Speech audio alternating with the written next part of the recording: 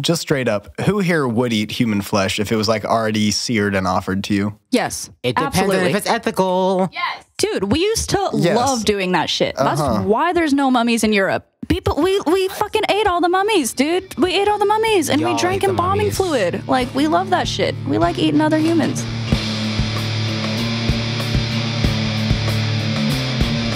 Explain the relationship between sex, love, and cannibalism. That's my favorite Netflix series. If we're going to take in with the metonym, I think a better way to describe it would be a cannibalistic love. Instead of cannibalism is a metaphor for love. Like love, I always talk about sexual first and before I talk about romantic. So right now I'm talking about sexual love. Is literal cannibalism. Like it's not even a metaphor. It is a metonym because you are actually if you have good sex, you are swallowing cum. Sorry, can I sing it? If you're having sex, then you're swallowing cum. Yes. Sorry. But the Terrifier thing. If you are not having fun, then you are not gay. Hey. Sorry. You cannot be gay and have fun. If we're dealing with the same, like rules of animal products, no matter what it is, like cheese being an animal product, like vegans don't eat cheese, and they don't eat honey because it's made from like animals. So if you're going with that, like breast milk is a form of cannibalism, which most everyone is inclined to because most everyone is breastfed. So we just are born cannibals of our mothers / like parental unit with the breasts. Yeah, just engaging in a byproduct of humans, like I would say cum, blood, saliva. When you're kissing someone, that's cannibalism, baby. That's cannibalism. You're swapping spit, you're swapping DNA, and you're drinking in the byproduct of a human because that is a byproduct of human spit. Nuns who are formula fed are judging the fuck out of you right now, Michael. I was gonna say, unless they've never kissed in their life and they've never breastfed, then you're not a cannibal. That's what I'll say. And I think the things that I would exclude would be like earwax, snot, shit, and piss. Because those are excrements from the body, not a byproduct of the body. Like how I don't think... Kink shame. Don't you golden shower kink shame. I might have an issue with the snot and earwax one, because that's as vital for the body as saliva is. Well, I said I don't count it. So y'all can count it. I'm not counting it for me. Why not count anything that is in your body? Yeah. Exactly. So anything that the body produces. That's a simple... Well, I'm all for rejecting the urine and feces. Oh, so we are kink shaming. Yeah, I am kink shaming. If you got a scat fetish, get the fuck out of there. So we are kink shaming. Yes. Guys, this is going flip-flopping. Normalize kink shaming. Kink shaming is my kink. Everyone out there with a humiliation fetish, your kink is perfectly valid and very okay.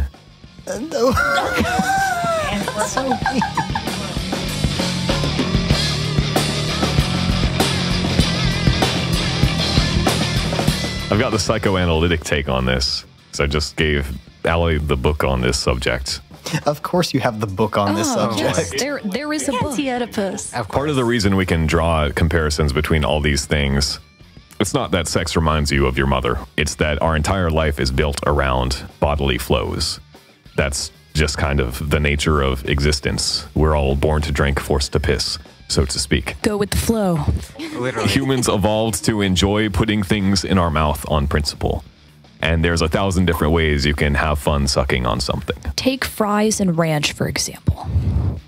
The most tame description right now.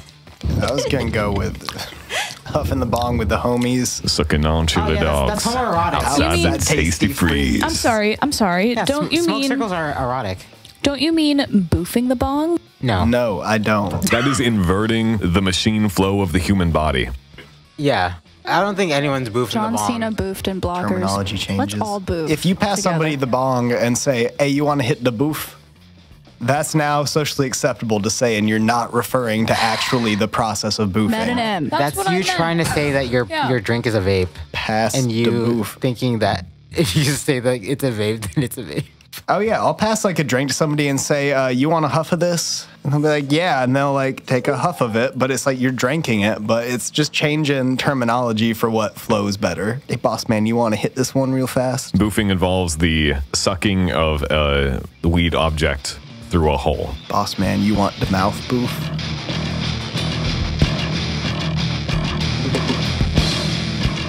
Okay, to rein it back in, other than like the sexual part of, you know, love, I have to go to like the romance part of it, which is cannibalistic love is relatable to, I guess, people, because you can take it as a term for an abusive love where the person is emotionally consuming you until there is no part of you left. That is emotional cannibalism to a degree.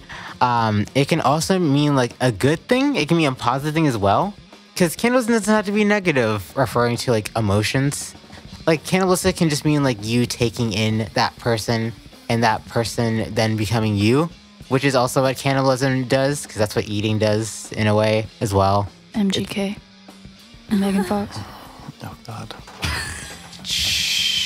I wasn't expecting that one on this episode. Or, you know, you and your boyfriend, you know, just like having a couple like... Drink each other's blood and wear it around our neck. Yeah, we're just like loving each other is cannibalistic to a degree, but you can also drink each other's blood and be cannibalistic as well. What if it's your own blood? Like you chew, Yeah, like that's you, cannibalism. like you chew your fingernails off. Like Yeah, you know, right a lot of people do that. Oh, I'm same, chewing off same. my skin right now. You should show the HD footage of me chewing my fingernails. So I've been doing this entire time. I noticed. I was like, oh, they're going to pick it up on the camera. I'm so excited. I'm going to watch it. I was going to But say, I like, okay. What were we gonna say? That's a canceled kink. Not allowed. Hey, Wait, what we thing? already disclaimed that we're not kink Fingernail shaming. kink. I fully disclaim that I 100% am kink shaming. Well, then that makes us an even neutral. There we go. I was going to say, even like the concept of biting another person during frick-fracking, that kind of goes hand in hand. Yeah. It has like the thing of, Yeah, Chomp. cute aggression. When you like, you know, like during sex, you just can't help but to bite that person because there's like a buildup of emotion. I love you so much that I'm gonna suck the dead skin cells off your body the way fish do on sharks. Give you, and that's called a hickey. To quote a significant piece of literature, but the wild things cried, "Oh, please don't go. We'll eat you out. We love you so." I thought you were about to say from the words of a significant other. I said works. that. Yeah, you. It sounds like you would say that. That's not what I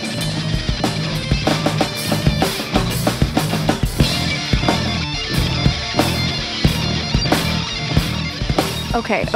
Okay. So, like, what particularly do you find appealing about cannibalism? That I'm taking that person in. Okay, so it is sort of like consuming somebody. Yeah. So you feel like there's that emotional connection, right? Oh, hell yeah. You're consuming somebody, and then there's also probably part of that, like this person is giving part of themselves to me, and I like it. Yeah, consensual cannibalism, of course. You had to ask for consent. Sure, right. Okay, so is it part of like a personal sacrifice thing that's like appealing? The Oh hell yeah! Like allowing yourself to like be consumed is definitely like brings like the two people like closer as well. And other than just like, you know, consuming them in one that way, shape, or form, it's also like letting yourself be consumed is also very intimate. I mean, the human condition is being divorced from the primordial unity. We're conscious.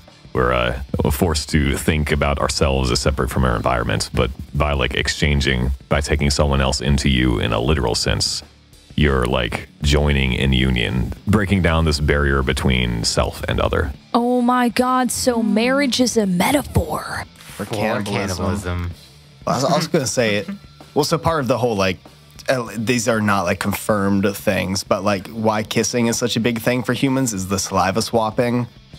And that is also a form of trust because, like, you wouldn't eat roadkill meat because you don't trust what's in it necessarily. You'd eat other stuff that you freshly got and all that. It's similar with your significant other. Like, it's just a form of trust of confirming we are fully comfortable with each other's bodily fluids in every regard. I trust that you are a person who is not going to infect me to an extent. And it's just, going to share a microbiome.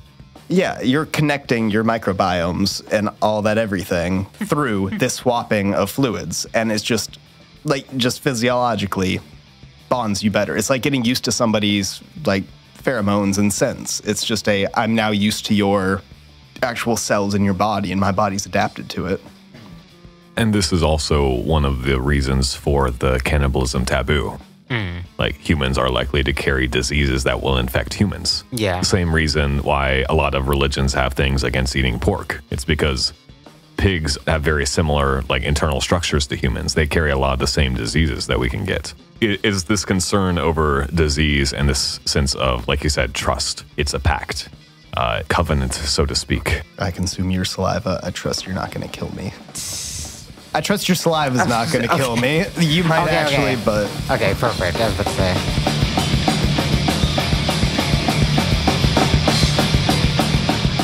Any more questions regarding cannibalistic love?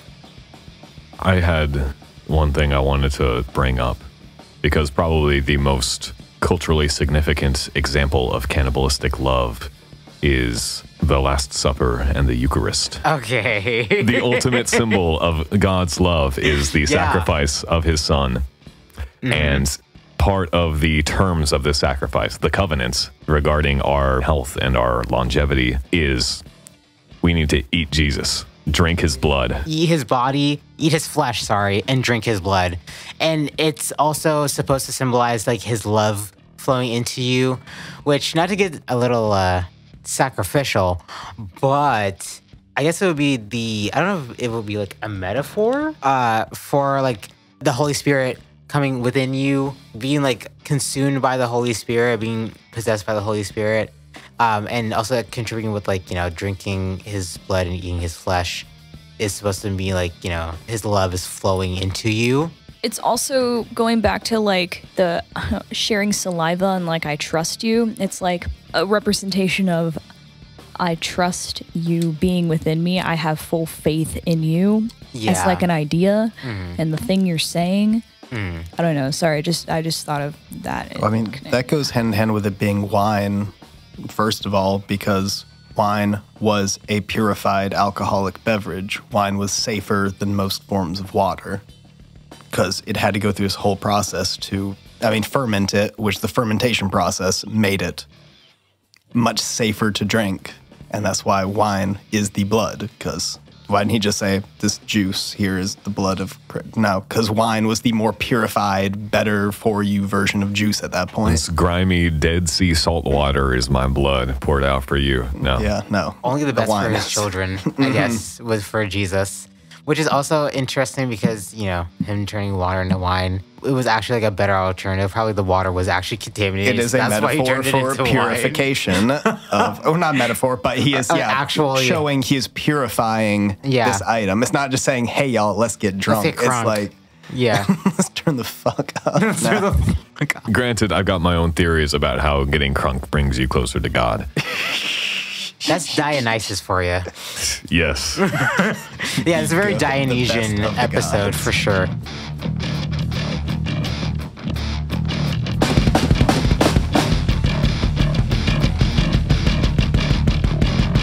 Anything else I have to say about cannibalism being a metonym for, like, love and sex is gonna loop?